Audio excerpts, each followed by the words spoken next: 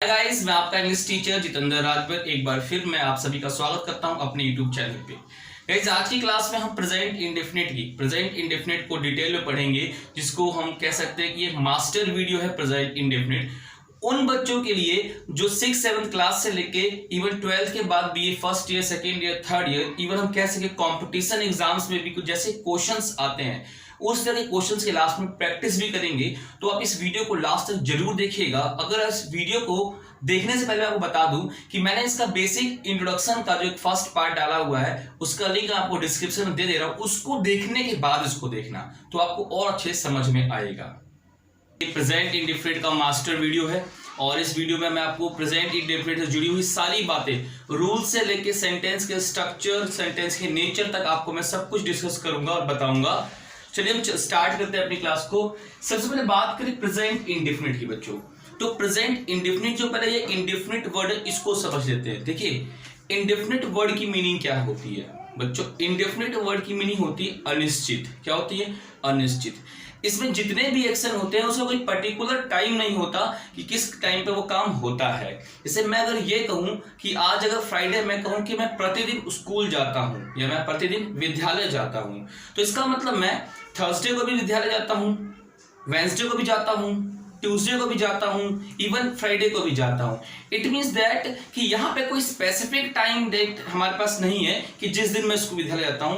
ये एक्शन हर दिन होता है, इसीलिए इसको अनिश्चित टेंस में हम रखते हैं प्रेजेंट इंडेफिनिट टेंस। बच्चों, बात करें सेंटेंस की हिंदी की पहचान की बच्चों, तो हिंदी में वाक्य अंत में ता है, ती है, ते है, ता हूं, ते हो आदि। बच्चों, बात करें इसकी इंग्लिश में नेचर की सेंटेंस की, तो ये किसी हैबिट को बताता है। जैसे मैंने कहा कि मैं क्रिकेट खेलता हूं। किसी कस्टम को बताता है, किसी रीति रिवाज को। जैसे मैंने कहा कि घर की महिलाएं घर के बुजुर्ग मेल के सामने अपने चेहरे को पर्दा करती हैं। मैंने कहा प्रैक्टिस को बताया कि मैं पढ़ाता हूं। रिपीटेड एक्शन को वह प्रतिदिन खेलता है। परमानेंट एक्टिविटी को सूरज पूरब से उगता है, ठीक। और जनरल ट्रुथ को जैसे मैं कहूं कि पानी 100 डिग्री सेल्सियस पे उबलता है। तो इसका इंग्लिश में बच्चों जो नेचर सेंटेंस का वो ये हुआ, और हिंदी में बच्चों वाक्य अंत में पहचान ये हुई। हम इस टेंस को बच्चों दो तरीके से पहचान सकते हैं। इस टेंस को बच्चों हम दो तरीके से पहचान सकते हैं। पहला इसके एडवर्ब के बिहाफ पे, दूसरा सेंटेंस के नेचर के बिहाफ पे। उसमें से मैं आपको फर्स्ट चीज बच्चों एडवर्ब के बिहाफ पे बताता हूँ।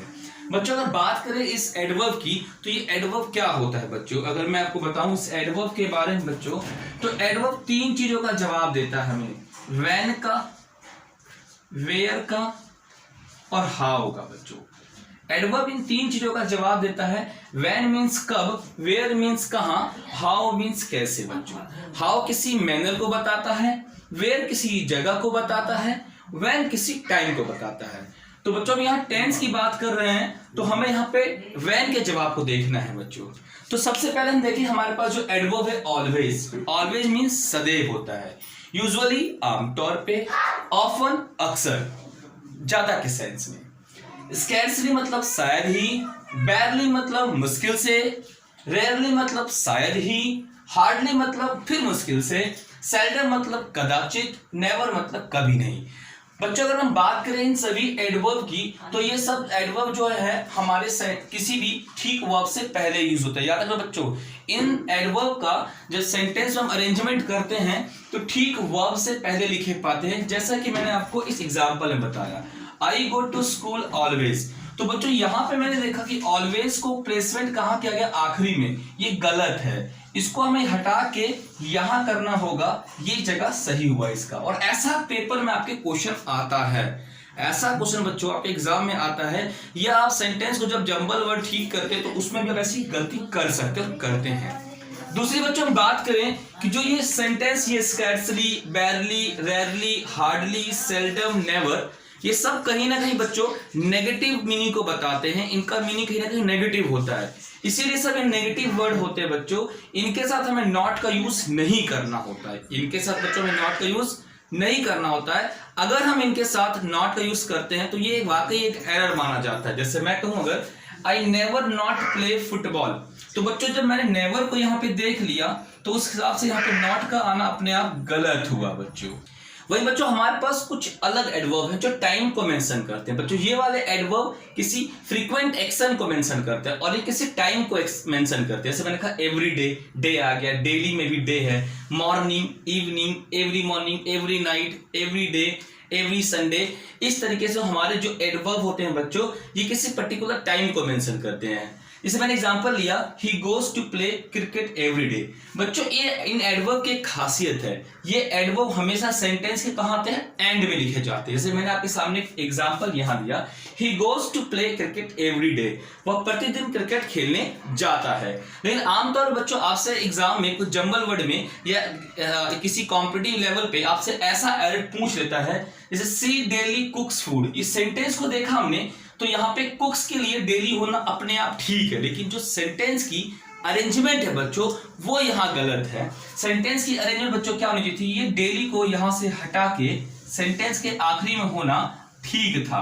क्योंकि हमें पता है एडवर्ब की दो कैटेगरी बच्चों बनाई जाती है। एक एडवर्ब की कैटेगरी वो जो फ्रीक्वेंट एक्शन को बताते हैं, वो हमेशा सेंटेंस में हमारे पास वर्ब से ठीक पहले आते हैं, वो वर्ब से ठीक पहले आते हैं बच्चों। दूसरी बात हमने सीखा कि इनमें कुछ नेगेटिव वर्ड होते हैं जिनके साथ हमें बच्चों नॉट का यूज नहीं करना होता है। तीसरा बच्चों हमने सीखा कुछ ऐसे एडवर्ब होते हैं जो टाइम को बताते हैं, वो एकदम सेंटेंस के आखिरी में आते हैं। बच्चों चलते हैं इसके हम दूसरे फेज की तरफ जो ये बताता है सेंटेंस के नेचर को। बच्चों एक बार इसको आप नोट करें, फिर मैं आपको आगे सारी बातें बताता हूं। बच्चों चलते हैं सेकेंड फेज पर, इसके जो नेचर बिहाफ पर सेंटेंस होते हैं उनके नेचर कुछ कैसे होते हैं, regular action, irregular action, habit, universal truth, near future arrangement. हम इन सब का एक एक एग्जांपल देखते हैं, फिर बात को आगे बढ़ाते हैं। फर्स्ट हमारे पास बच्चों है रेगुलर एक्शन, वह एक्शन जो रेगुलर बेसिस पर होता है। जैसे मैंने कहा आई कम हेयर डेली, मैं रोज यहाँ आता हूं। He goes to school every day, वो प्रतिदिन विद्यालय जाता है। तो ये वो एक्शन है जो एक डेली बेसिस पर है, जो रेगुलर बेसिस पर है, जो निरंतर अपने होते रहते हैं। कुछ ऐसे एक्शन जो निरंतर नहीं होते, जैसे मैंने कहा अर्थक्वेक कम्स इन जापान, ऐसा नहीं कि जापान में रोज ही भूकंप आता है, कभी कभार आता है, मतलब इरेगुलर है। अभी आज आ गया तो कभी 1 साल बाद आएगा, तो कभी हो सकता है 2 दिन बाद आ जाए, मतलब उसका जो रेगुलर का गैप नहीं है। ये नहीं कि अगर आज 10 दिन पहले आया तो 10 दिन बाद आएगा, फिर 10 दिन बाद फिर नहीं। ये ऐसे एक्शन बच्चों कि हो सकता है 1 साल बाद आ जाओ, फिर अगली बार 2 दिन बाद आ जाए, तीसरी बार 6 साल बाद आए, कोई रेगुलर इसका भूकंप का आना नहीं होता है।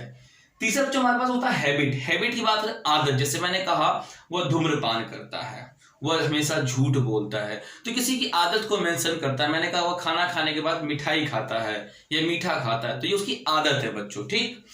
फोर्थ हमारे पास यूनिवर्सल ट्रूथ बच्चों, सर्वव्यापक सत्य जो हर जगह पे कहीं बदले ना, जो एकदम फैक्ट हो, रियल हो बच्चों। जैसे मैंने कहा water boils at 100 degree Celsius, पानी 100 डिग्री तापमान पे उबलता है। दूसरा, two parallel lines never intersect each other, 2 parallel lines होते हैं आपस में कभी दूसरे को नहीं काटती बच्चों। फर्स्ट वाला बच्चों हमारा साइंटिफिक यूनिवर्सल ट्रूथ था, एंड सेकंड वाला बच्चों हमारा मैथमेटिकल यूनिवर्सल ट्रूथ था। बात करें नियर फ्यूचर अरेंजमेंट के लिए, यस बच्चों ये हाल में निकट में होने वाला भविष्य के काम को भी मेंशन हम प्रेजेंट इंडेफिनिट टेंस में ही करते हैं। जैसे मैं कहूं प्रधानमंत्री कल गोवा जाएंगे, या मैं कहूं कि वह नेक्स्ट वीक अपनी जॉब छोड़ देगा, तो इस तरह का सेंटेंस बच्चों हम प्रेजेंट इंडेफिनिट में ही बनाते हैं। और बच्चों उसके रूल की तरफ बात करते हैं, तो अफर्मेटिव से मैंने रूल के बारे में आपको इसका जो बेसिक पार्ट था उस पर डिटेल में समझाया है प्रेजेंट इंडेफिनिट रूल के बारे में बच्चों। अगर आपने वो बेसिक वीडियो नहीं देखी है बेसिक पार्ट की, तो आप जरूर देखिएगा, मैं डिस्क्रिप्शन में इसका लिंक दे दे रहा हूं आपको, फिर मैं एक बार दोबारा रिवाइज करवा देता हूं। एफर्मेटिव सेंटेंस की जब बात करें बच्चों, तो सब्जेक्ट के साथ वर्ब की फर्स्ट फॉर्म प्लस वर्ब की first form SES plus object. बच्चों आपको मैंने बताया था कि वर्ब की फर्स्ट फॉर्म हमेशा प्लूरल होती है, अगर सब्जेक्ट प्लूरल होगा तो हम वर्ब की फर्स्ट फॉर्म का यूज करेंगे, अगर हमारा सब्जेक्ट सिंगुलर होगा तो वर्ब की फर्स्ट फॉर्म में एसईएस को ऐड कर देंगे बच्चों, ठीक। नेगेटिव सेंटेंस की बात करें बच्चों, तो इसी तरीके से सब्जेक्ट अगर हमारे पास सिंगुलर होगा तो डज नॉट का ऐड यूज करेंगे, अगर सब्जेक्ट हमारा बच्चों प्लूरल होगा तो डू नॉट का यूज करेंगे। इंटेरोगेटिव की बच्चों बात करें तो उसका स्ट्रक्चर वन वर्ड आंसर के लिए स्टार्टिंग में हमारे पास बच्चों डू डज, मतलब पहले helping verb, then subject, then verb की first form and after that object होगा, फिर क्वेश्चन मार्क होगा। बट बात करें अगर हम एक्सप्लेनेशन आंसर की बच्चों, जो रीजन को बताते हो, व्हाट को, व्हेन को, वेयर को, तो उस केस में WH फैमिली को बस आगे ऐड कर देना, बाकी पूरी प्रोसेस सेम रहती है। तो बच्चों ये सेकेंड फेज था इसका। चलते हैं कुछ क्वेश्चन की प्रैक्टिस करते हैं, फिर हमें अच्छे से समझ में आ जाएगा ये टेंस वाकई है क्या। आइए बच्चों, जो हमने अभी प्रेजेंट इंडेफिनिट पढ़ा और सीखा उसके बिहाफ पे कुछ प्रैक्टिस करके देखते हैं। बच्चों हमारे पास जो फर्स्ट क्वेश्चन है गौर से पढ़िए, he dash is going slash goes to picnic every day. जब इस क्वेश्चन को मैंने पढ़ा तो बच्चों मुझे यहाँ पे इज गोइंग और गोस, यहाँ पे इन दो में से एक को आंसर सही है उसी को लिखना है। और जब मैंने सेंटेंस को बच्चों पढ़ना शुरू किया, यहां से लेके यहां तक पढ़ा, इसको छुपा दूं तो यहाँ पे इज गोइंग भी और गोस दोनों ठीक होते हैं। इट मींस प्रेजेंट कॉन्टिन्यूअस और प्रेजेंट इंडेफिनिट दोनों बनते हैं। पर जैसे बच्चों मैंने एवरीडे को देखा तो ये एवरीडे बच्चों क्या बताने का काम करता है, रेगुलर एक्शन। क्या बच्चों, रेगुलर एक्शन। और इसी रेगुलर एक्शन को बच्चों हम लोग प्रेजेंट इंडेफिनिट कहते हैं, जिसकी वजह से इज गोइंग कट के गोस ठीक हुआ, तो यहां पे हम लोग बच्चों गोस को लिख सकते हैं।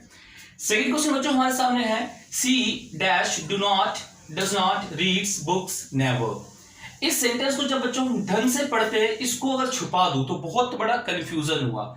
सी के साथ डज नॉट ठीक होगा, डू नॉट तो हम पहले ही काट सकते हैं कि जब सी है तो यहाँ पे सिंगुलर है, तो यहाँ पे डू नॉट तो कभी नहीं बनता। अब मैं अगर पढ़ूं नेवर को छुपा के, सी डज नॉट और रीड्स बुक, दोनों के दोनों ऑप्शन सटीक जा रहे हैं, सही जा रहे हैं बच्चों। अगर मैं ये देखूंगा ये नेगेटिव बनेगा तो डज नॉट बनता है बच्चों हमारे साथ, डज नॉट रीड बनेगा। यहां पे रीड लगाना भूल गया बच्चों, में अगर यहां लिख दूं यस, अगर बच्चों हमारे पास ये नेगेटिव बनता है तो डज नॉट का आना अपने आप में पूरी तरह से परफेक्ट हुआ। अगर ये पॉजिटिव बनता है तो रीड्स का आना ठीक हुआ। बच्चों जब मैंने इस नेवर को देखा तो मालूम चला कि नेवर अपने आप में कैसा वर्ड है बच्चों, नेगेटिव वर्ड। कैसा बच्चों, यस नेगेटिव वर्ड है ये।